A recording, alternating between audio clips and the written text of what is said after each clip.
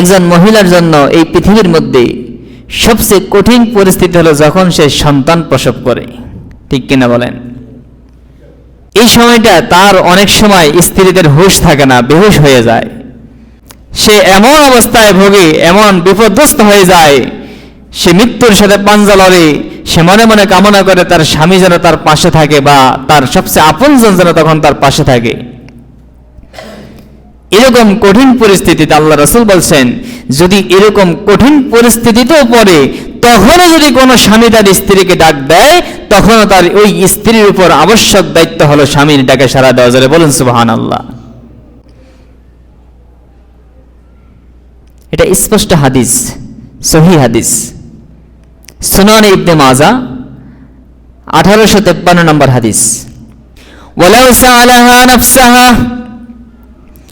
কোন স্বামী যদি তার স্ত্রীকে পেতে চায়, অর্থাৎ কোন স্বামী যদি তার স্ত্রীকে ডাক দেয়, স্ত্রীকে কাছে পেতে চায়, ওয়াহিয়া আলা কতাবিন লাম তামনাহু, স্ত্রী এমন অবস্থায় আছে, স্ত্রীর প্রসব বেদনা উঠে গেছে, স্ত্রী সন্তান প্রসবের জন্য প্রস্তুত হয়ে গেছে, যদি এমন সময় স্বামী ডাক দেয়, তখনও যেন স্ত্রী স্বামীকে নিষেধ না করে, তখনও যেন সে স্বামীর ডাকে সাড়া দেয়।